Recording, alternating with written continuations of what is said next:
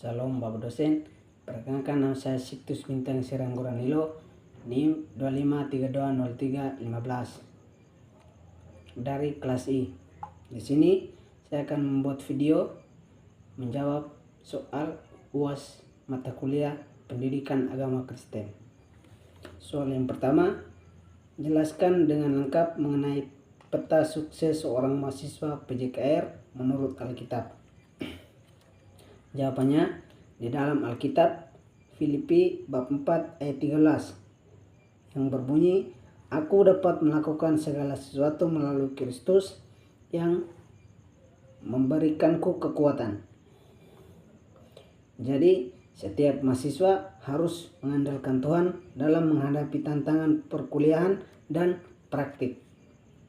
Soal yang kedua, jelaskan mengenai konsep Imago Dei dan dalam hubungannya dengan perilaku saya sebagai mahasiswa dan calon guru atau pelatih.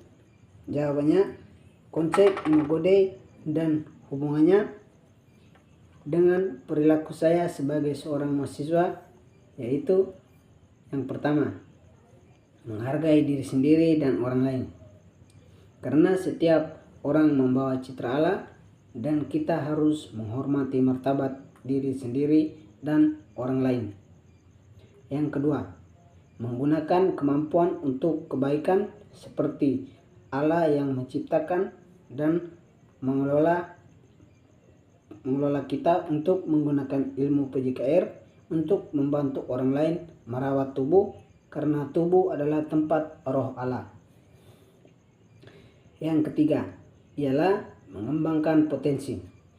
Citra Allah juga meliputi potensi untuk berkembang sehingga kita perlu terus belajar dan membantu orang lain berkembang dalam bidang PJKR. Soal yang ketiga, pergumulan paling berat dari Yesus adalah melawan keinginannya. Tertulis dalam Alkitab ada 4 kali iblis berusaha menggagalkan Yesus untuk tidak mati di kayu salib. Jelaskan dengan lengkap bersama ayat-ayatnya. Jawabannya, yang pertama, dalam padang gurun Matius bab 4 ayat 1-11. Iblis mencoba menggoda Yesus untuk memenuhi jasmani, mendapatkan kuasa dunia, dan menguji kebesaran Allah. Yang kedua, melalui Petrus. Matius bab 16 ayat 21-23.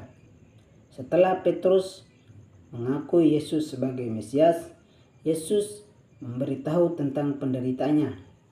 Iblis menggunakan Petrus untuk mengatakan, "Janganlah hal ini terjadi padamu ya Tuhan." Namun Yesus menegur, "Jauhilah aku, setan, karena engkau tidak memikirkan hal-hal yang dari Allah, melainkan hal-hal dari manusia."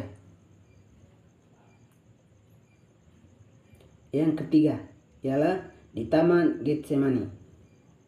Matius bab 26 ayat 36-44. Yesus berdoa mendoakan pengampunan dan jika mungkin dialihkan cawan penderitaan itu untuk daripadanya. Namun ia juga berkata, "Tetapi bukan kehendakku yang dilakukan, melainkan kehendakmu ya Bapa." Iblis mungkin mencoba menggoda Yesus untuk memilih jalan yang lebih mudah. Yang keempat, melalui orang yang menyiksa dan menuduh. Matius bab 27 ayat 11-31. Iblis menggerakkan orang ramai, pemimpin agama, dan Pilatus untuk menuduh Yesus secara tak adil dengan harapan Yesus akan menyerah atau menggunakan kekuatannya untuk menyelamatkan diri sehingga tidak mati di kayu salib.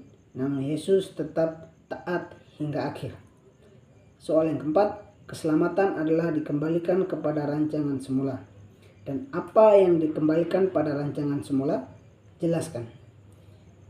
Jawabannya, ya, Keselamatan melalui Yesus Kristus bertujuan untuk mengembalikan kepada rancangan semula Tuhan sebelum dosa masuk ke dunia. Rancangan Tuhan semula adalah yang pertama, hubungan yang akrab dengan Allah seperti Adam dan Hawa yang berkomunikasi langsung dengan Tuhan di Taman Eden. Keselamatan memulihkan hubungan ini melalui iman kepada Yesus. Yang kedua ialah kesehatan jasmani dan rohani yang sempurna. Dosa menyebabkan kerusakan pada tubuh, roh, dan hubungan antar manusia. Keselamatan memberikan harapan pemulihan penuh di akhirat dan pertumbuhan kesehatan secara bertahap di dunia ini. Yang ketiga ialah kekuasaan mengolah ciptaan. Manusia diciptakan untuk mengelola ciptaan Tuhan. Keselamatan memuliakan kemampuan untuk mengelola dengan cara yang sering dengan kehendak Tuhan. Soal yang kelima, tuliskan 5 hal positif yang Anda dapatkan selama mengikuti mata kuliah pendidikan agama Kristen untuk dapat diterapkan di dalam kehidupan sehari-hari, dan 2 hal masukan kepada dosen mengenai proses perkuliahan pendidikan agama Kristen.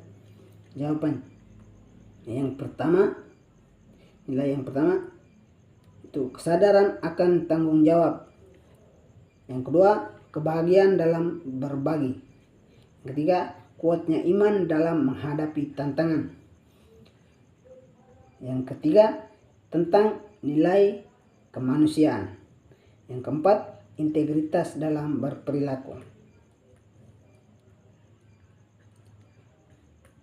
2 masukan dari saya untuk Bapak dosen. Pertama, materi yang Bapak dosen bawakan tidak hanya fokus pada sejarah, tetapi juga bagaimana menghadapi tantangan hidup, bagaimana harus menghadapi tantangan hidup modern dengan landasan iman yang kuat. Yang kedua, menambahkan topik yang relevan dan jelas ke dalam materi terkait dengan kondisi sosial masyarakat saat ini dan peran agama membangun toleransi antar umat beragama dan agama yang lain. Baik, itu saja video dari saya. Sekian dan terima kasih. Shalom.